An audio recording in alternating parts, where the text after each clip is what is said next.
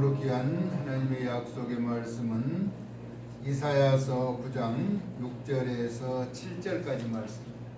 구약성경 이사야서 9장 6절에서 7절 우리 한 목소리로 합독합니다. 이는 한 아기가 우리에게 낳았고 한 아들을 우리에게 주신 바 되었는데 그의 어깨에는 정사를 메었고 그의 이름은 기묘자라 모사라 전능하신 하나님이라 영존하신 아버지라 평강의 왕이라 할 것이니라.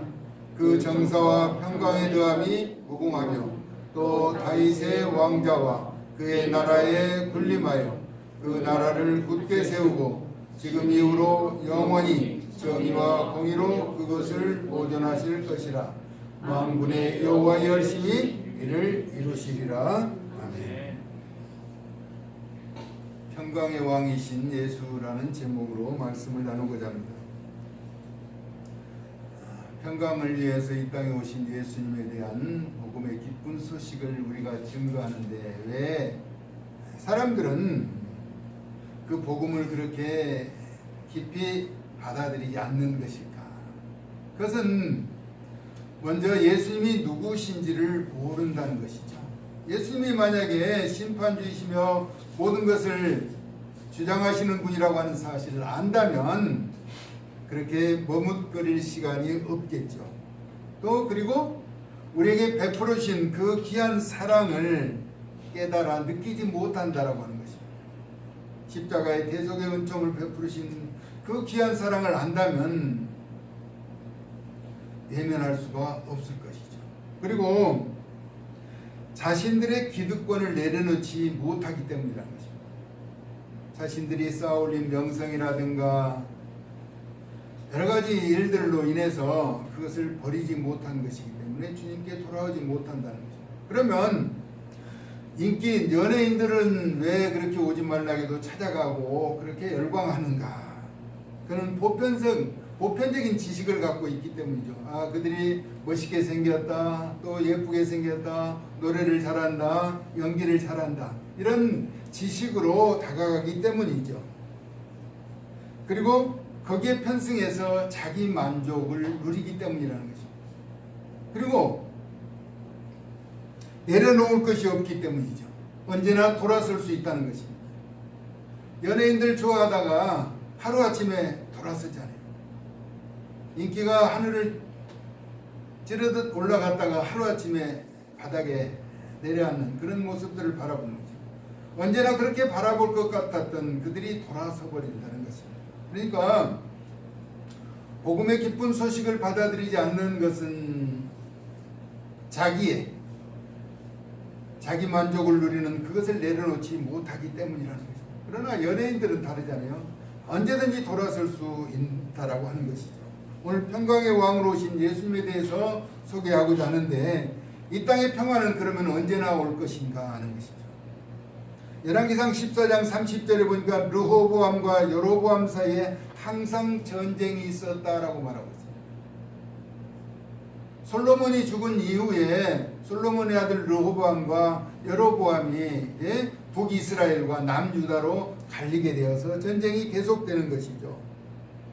여로보암은 이집트로 피신해 있다가 솔로몬 왕이 죽었을 때 다시 돌아와서 열지파의 지지를 받아서 북왕국 이스라엘을 건립하게 되는 것이죠.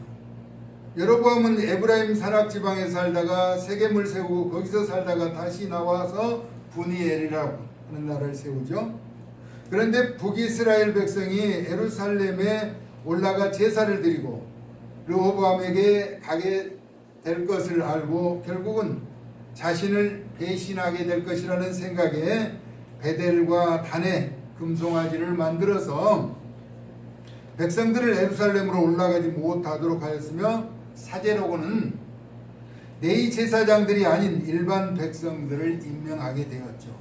이처럼 르호보암과 여로보암 같이 분쟁을 통한 나눔은 전쟁이 끝나지 않는다라고 하는 것입니다. 그래서 영적인 전쟁과 육적인 분쟁의 싸움은 평강의 왕이신 예수님이 다시 오시기 전까지는 멈추지 않을 것이라는 것입니다. 그럼에도 불구하고 우리는 같은 동족끼리 다시는 전쟁이 일어나지 않도록 기도하고 또 기도해야 할 것입니다. 할렐루야. 왜냐하면 역대하 20장 15절에 야하시엘이 이르되 야하시엘이 온 유다와 예루살렘 주민과 여호사밧 왕이여 들을지어다. 여호와께서 이같이 너희에게 말씀하시기를 너희는 이 큰 무리로 말미암아 두려워하거나 놀라지 말라. 이 전쟁은 너희에게 속한 것이 아니요 하나님께 속한 것이니라. 그렇습니다. 모든 전쟁은 우리 하나님께 속한 것이라는 것입니다. 그래서 전쟁과 인생의 생과 사도, 성공과 실패도 결국 모두 하나님께 속한 것이라는 것입니다. 하나님의 뜻대로 사는 자는 늘 승리와 평강과 형통의 삶을 살았던 것을 성경이 증거하고 있습니다. 마태복음 10장 29절에서 31절은 참새 2마리가 한 아사리온에 팔리지 않았느냐라고 말씀하죠. 데나리온은 노동자 하루 품삯으로 16분의 1에 해당하는 아사리온. 그러나 너희 아버지께서 허락하지 아니하시면 그 하나도 땅에 떨어지지 아니하리라. 너희에게는 머리털까지도 다 세신 바 되었나니 두려워하지 말라. 너희는 많은 참새보다 귀하니라. 우리의 삶이 하나님 앞에 얼마나 귀중한 존재인가 하는 것입니다. 그러면 그냥 있는 그대로 귀한 존재인가? 아니라는 것이죠. 그에 합당한 조건이 되어야 한다는 것입니다. 야곱아 너를 창조하신 여호와가 지금 말씀하시니라. 이스라엘아 너를 지으신 이가 말씀하시니라. 너는 두려워하지 말라. 내가 너를 구속하였고 내가 지명하여 불렀나니 너는 내 것이라. 지명하여 부른 자답게 합당한 삶을 살 때 존귀한 자의 삶을 살아갈 수가 있게 된다는 것입니다. 그것은 누구든지 사람 앞에서 나를 시인하면 나도 하늘에 계신 내 아버지 앞에서 그를 시인할 것이요. 누구든지 사람 앞에서 나를 부인하면 나도 하늘에 계신 내 아버지 앞에서 그를 부인하리라. 모든 결과는 그대로 우리의 몫이라고 하는 것입니다. 그래서 우리는 예수 그리스도가 구주이심을 예수님의 이름으로 내 생각이 아닌 성령의 인도하심으로 하나님 아버지께 기도하면 이루어 주시는 것이죠. 아멘. 평강의 왕이신 예수님은 이사야 선지자의 표현대로 이름이 기묘자로 오신 것입니다. 기묘자. 다른 이름은 모사고 전능하신 하나님, 영존하신 아버지, 평강의 왕. 그 어깨 위에 정사를 메고 오신 구주의 이름이죠.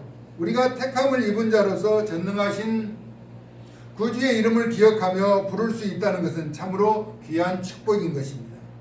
이는 인간이 가진 이성과 지혜와 지식 또는 모든 것을 가능하게 하는 상상과 감각으로서 도저히 받아들일 수 없는 분이심을 말씀하고 있죠. 기모자라고 하는 것이죠.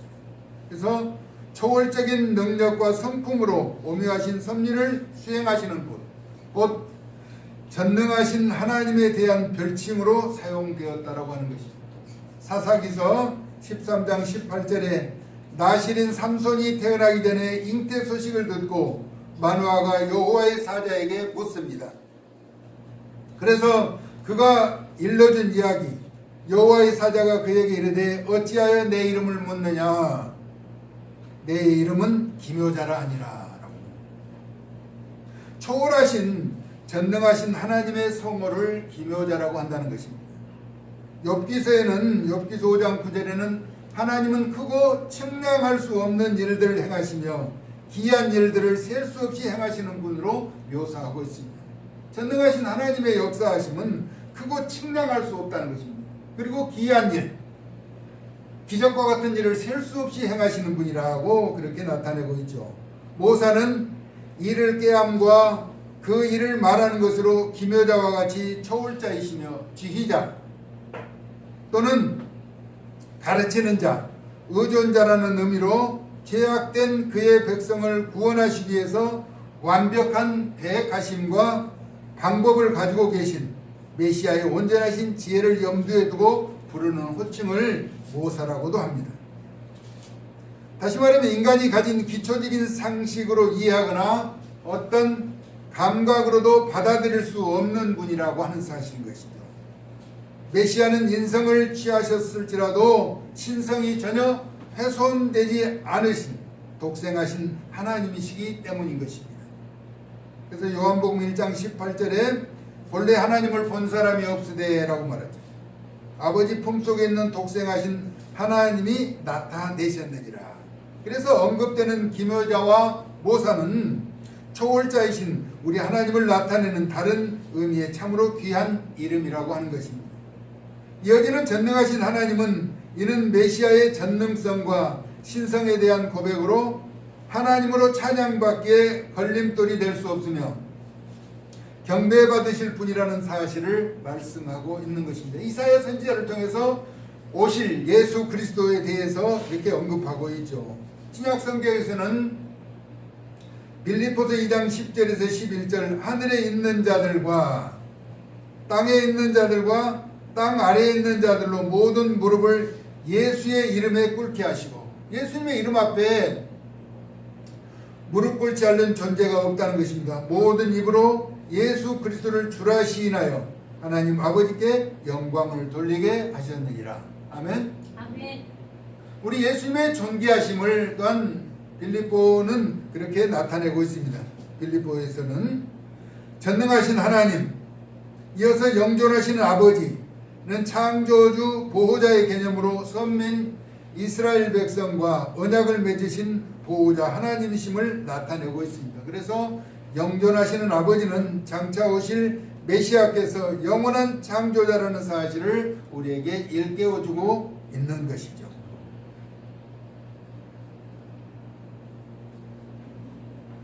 기묘자, 모사, 전능하신 하나님, 영존하시는 아버지에 이어 평강의 왕으로 메시아께서 행하실 그 사역의 성격을 조명해 주고 있습니다. 이는 타락으로 인하여 진정한 평강이 사라진 인류에게 변하지 않으시는 평화를 주시려고 오신 분이라고 하는 사실인 것입니다. 우리가 믿음으로 의롭다 하심을 받았으니 우리 주 예수 그리스도로 말미암아 하나님과 화평을 누리자라고 로마서 5장 1절에는 말씀하고 있습니다. 이어서 골로새서 3장 15절에는 그리스도의 평강이 너희 마음을 주장하게 하라. 예수 그리스도로 인해서 우리의 마음이 평안하도록 하라는 것입니다. 너희는 평강을 위하여 한 몸으로 부르심을 받았나니 너희는 또한 감사하는 자가 되라. 우리가 예수 그리스도 안에서 택한 백성으로 살아갈 수 있다는 것은 우리가 얼마나 감사한지 모릅니다. 그래서 우리가 먼저 하나님 앞에 기도할 때는 감사하는 마음, 살아온 지난 날을 돌아보면서 감사하고 또 앞으로 살아갈 일에 대해서는 허물과 죄를 회개하면서 하나님의 뜻을 구하는 그런 기도를 행하게 되는 것이죠. 감사의 조건을 나열하면 한없이 더 많아지잖아요. 이 추운 날, 그렇죠? 따뜻한 장막에서 거할 수 있고 굶주린 배를 채울 수 있는 그런 모든 여건과 환경이 갖춰진 우리는 얼마나 감사하냐는 거죠. 같은 민족이지만은 38선 이북에 있는 북한 동포들은 추위와 굶주림에 떨고 있는 것, 이것을 생각하면은 우리가 있는 위치에서 하나님을 더 찾고 감사하며 또 평강의 왕으로 오신 예수 그리스도의 사랑을 증거할 수 있음에 우리는 더욱 감사하는 자의 삶을 살아야 한다는 것입니다.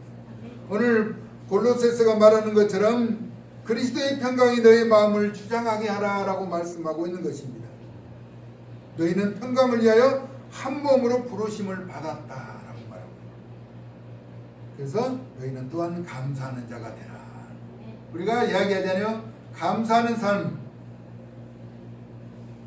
감사하면 더 많은 감사의 조건이 우리에게 허락된다라고 이야기하죠. 우리는 그래서 늘 입술로 긍정적으로 고백하면서 선한 영향력을 끼치는 삶을 살기를 몸부림치는 것이죠. 그러므로 우리에게는 예수님이 전부해야 한다는 것입니다. 아멘. 예수님보다 앞세워 있는 것은 그는 예수님의 사랑을 깨닫지 못하는 것이라는 것이죠. 예수님보다 더 귀한 분은 안 계시죠. 예수님을 통하여 영생의 길이 열리고 모든 기도가 보좌에 상달되기 때문이라는 것입니다. 이미 성경에 기록한 성경의 말씀은 예수님의 탄생의 예언, 오실 예수님에 대해서 예언하고 있죠. 그리고 그 탄생의 과정을 비롯한 사역의 현장을 소개하고 있습니다. 그러면서 다시 오실 주님을 나타내고 있죠. 그러므로 예수님이 전부여야 한다는 것입니다. 아멘. 우리의 삶에 예수님이 전부로 부족함이 없는 것이죠. 모든 것이 가능하시고 합당하신 분이시기 때문인 것입니다. 아멘. 이사야서 22장 22절에 보니까 내가 또 다윗의 집의 열쇠를 그의 어깨에 두리니 그가 열면 닫을 자가 없겠고 닫으면 열 자가 없으리라. 예수님을 통해서 모든 것이 다 가능하며 이루어질 수 있다라고 하는 사실을 우리에게 가르쳐주고 있는 것이죠. 모든 공평과 정의와 여호와의 열심을 이루실 분이 메시아로 오신 예수님 뿐이라고 하는 사실을 나타내고 있는 것입니다. 로마서에 보면은 이런 말씀이 기록되어 있어요. 만일 하나님이 우리를 이해하시면 누가 우리를 대적하겠느냐라고. 하나님이 우리를 지켜주시면 예수 그리스도를 구주로 믿고 믿음의 복된 길을 걸어가면 우리를 대적할 자가 결코 없다라고 말하는 것입니다. 이어서는 뭐라고 말하는가? 누가 우리를 그리스도의 사랑에서 끊겠느냐라고 말합니다. 환난이나 공고나 박해나 기근이나 적신이나 위험이나 칼이라 그 어떤 것도 그리스도의 사랑에서 끊을 수가 없다라고 우리에게 말씀하고 있는 것입니다. 그렇습니다. 예수님이 우리의 전부가 되는 삶을 살게 된다면 이 세상에서 우리를 대적할 자는 아무도 없다는 것이죠. 아멘. 나의 의지와 나의 생각대로 하나님을 바라보면서 믿고 의지하기 때문이죠. 예수님의 뜻대로, 하나님의 뜻대로 예수님의 가르침에 순복하면서 예수님이 나의 삶의 전부라고 한다면 이 세상에 결코 부족함이 없이 모든 것을 만족하게 채워주실 것이라는 거죠. 그분이 평강의 왕으로 오신 예수 그리스도. 우리가 이제 다음 주에 아기 예수 탄생을 기념하면서 성탄절을 보내게 되죠. 세상은 성탄절로 인해서 벌써 들떠서 기뻐하며 살아가죠. 다시 말하면 예수님이 누구인지 제대로 알지도 못하면서 기쁨을 누리면서 살아간다라고 하는 거죠. 그들에게 옳게 바르게 증거해서 함께 영원한 생명의 길에 동참하는 길로 나아갈 수 있도록 우리가 그 사랑을 증거하는 증인들로 세워져 갈 수 있기를 예수님의 존귀하신 이름으로 축복합니다. 아멘. 살아서 역사하시는 고마우신 하나님, 평강의 왕으로 이 땅에 오신 예수 그리스도에 대해서 이사야 선지자가 기묘자라 모사라 전능하신 하나님이라 영존하신 아버지라 평강의 왕이라고 우리에게 소개하고 있는 예수 그리스도를 통해서 주의 기쁨과 영광이 나타나도록 우리가 주 안에서 부르심을 받은 것을 감사하면서 하나님과 화평을 이루면서 복된 삶을 살아가도록 주의 긍휼과 자비하신 은총과 사랑을 덧입혀 주시고 우리에게 강하고 담대하여 하나님의 기쁜 소식을 증거하는 존귀한 자의 삶을 살아갈 수 있도록 은혜에 더하여 주시옵소서. 예수 그리스도의 거룩하신 이름으로 축복하며 기도 올리옵나이다. 아멘.